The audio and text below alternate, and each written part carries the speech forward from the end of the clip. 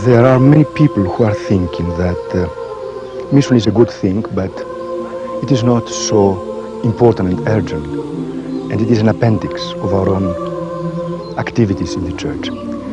I think that there is the most crucial point for us, to understand that it is impossible to be real Orthodox if we are not faithful to the commandments of Christ.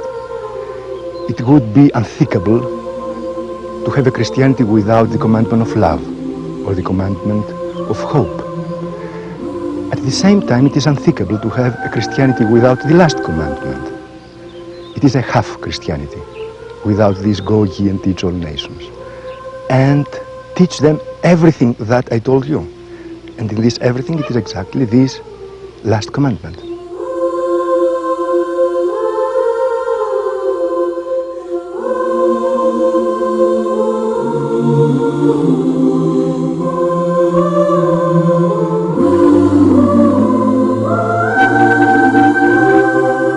The missionary normally works in areas, geographical areas, and cultures that are related to sometimes poverty, underprivileged people, people who are not enjoying the full human rights. Therefore, you go there to offer the gospel, but you cannot do that without sometimes addressing issues of human rights, simply because they are connected directly to the dignity, the value, and the light that the gospel is producing among people. His Beatitude, Archbishop Anastasios, was born to a religious family in Greece on November 4th, 1929. As a young boy, he was first interested in the sciences. However, his views changed as he experienced 4 years of Nazi occupation in Greece, connected with the horrors and destruction of World War II. He realized that the only way to make sense of this suffering was to work towards a message of eternal peace, a peace that comes only through Jesus Christ. In 1947, when he entered the theological school of the University of Athens at age 18, until this very day, he has dedicated his life and career to fulfilling Christ's mandate. The work of Archbishop Anastasios is really very extensive and extremely variegated. It's a work that includes theoretical study, theoretical contribution to the missiology. It's a work that includes effort in the field and within the very specific geographic and cultural data, and it's a work that has to do with influencing general movements related to mission and missionary work, especially within the Orthodox Church. As a deacon in the early 60s in Greece, young Anastasios founded the Inter-Orthodox Mission Center Poreftendes. This center would serve to educate the Church in the area of missions, as well as to motivate and send missionaries throughout the world. When ordained to the priesthood in May of 1964, he immediately left for East Africa. Soon after contracting malaria, and upon his doctor's recommendation not to return to Africa, he instead pursued his studies in missiology and the history of religions. When the Church of Greece elevated Anastasios Giannolatos to Bishop of Androusa in 1972, they also made him the General Director of the entire Department of Apostoliki Diakonia, the service branch of the Church of Greece. Also in 1972, the University of Athens elected him as their professor of the history of religions. There he established and directed a center for mission studies, and in 1976 created a chair of missiology. In the 1980s, then Bishop Anastasios was called to return to Africa to become acting Archbishop of East Africa.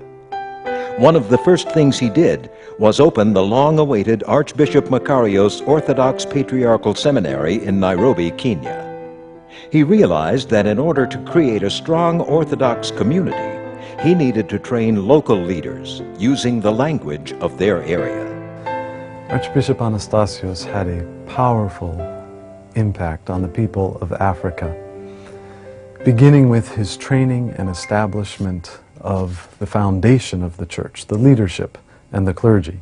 He opened a seminary. He trained and sent these people throughout the land, and never hesitating from himself going and visiting the most remote and difficult regions of the country, embracing the people and their ways, their culture and their language, and at the same time emanating a love that was felt by the people, that was taught to the people, and brought them into both the fullness of what orthodoxy is and the most powerful examples and moving examples of its ways, which is love.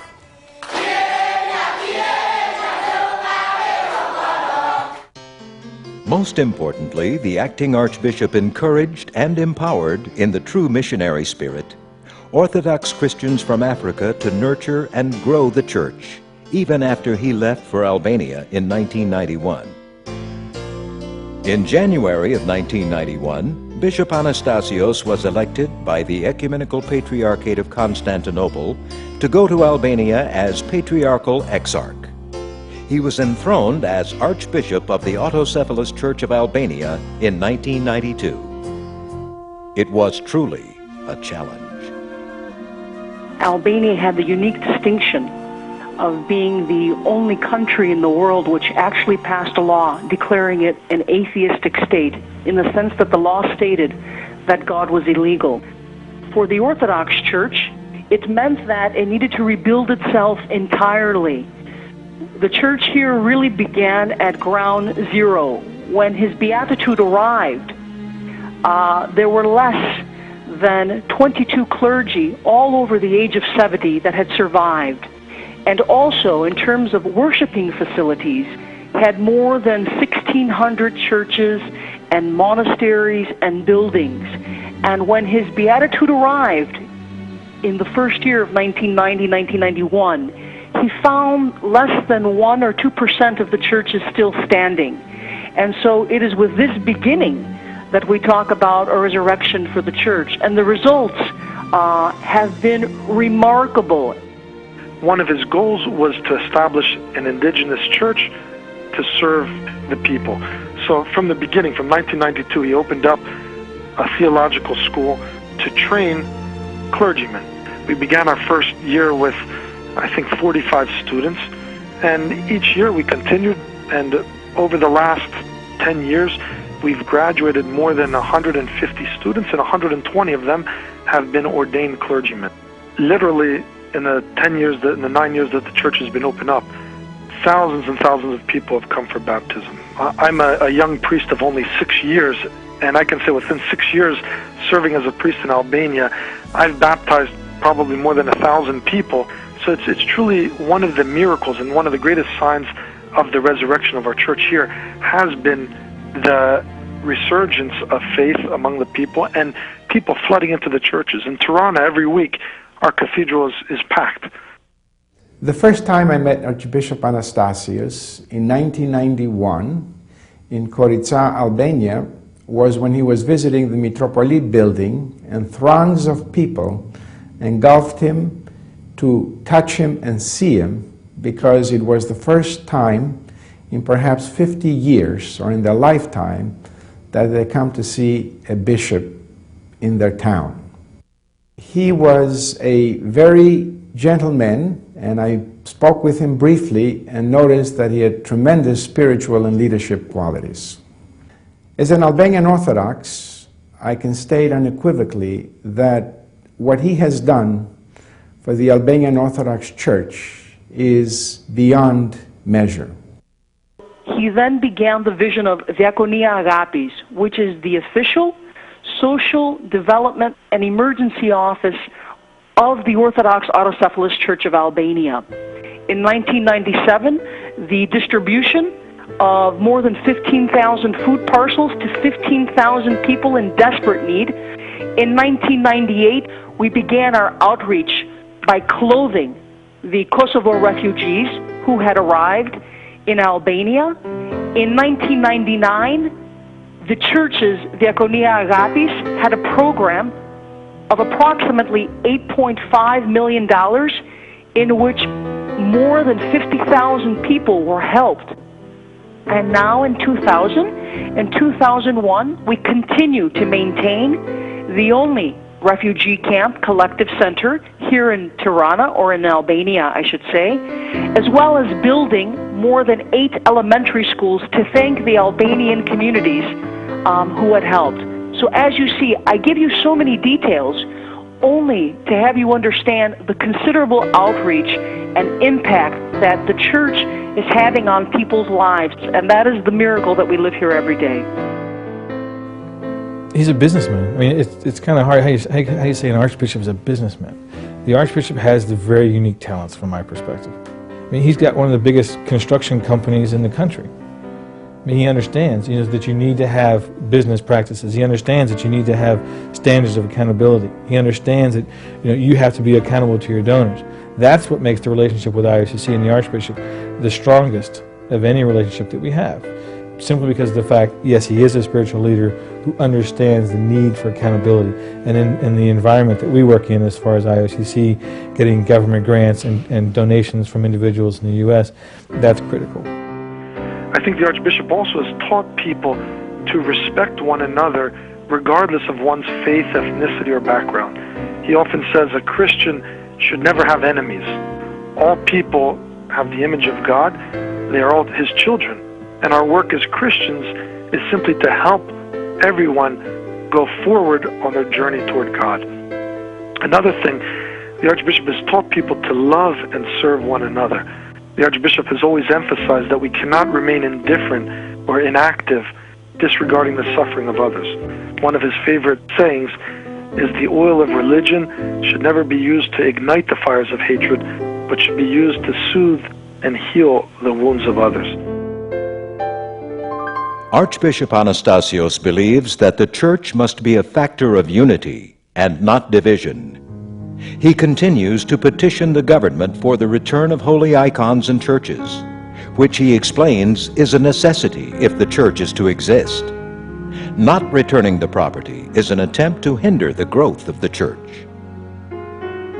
The vision and influence of Archbishop Anastasios has moved and continues to move thousands around the world. In 1963, he served on the Commission on World Mission and Evangelism of the World Council of Churches. He has written countless books and papers explaining the Orthodox perspective on missions and the future that missions holds in this society. In 2000, he was one of the main speakers at the Assembly of the World Council of Churches. And most recently, he was nominated for the prestigious Nobel Peace Prize. In a telephone conversation with the Archbishop, he very humbly told me of this action, and I could almost sense that he was embarrassed to tell me, because he was stating that this is not for me, but this is for the Orthodox people. As a young man, Anastasios Yanolatos truly believed that missions and missionaries were vitally important to the life of the Church and to her growth. He has lived his entire life working to spread orthodoxy into the corners of the world. I think when you meet the Archbishop, whether it's the first time or the 100th time, you realize that you're walking and meeting with a spiritual giant. He made a major impact on my life from the day I saw him. It's just the way he lives his life. You can see it in his eyes, you can see it in his smile. Here's a man that's very at peace with himself and walking with God.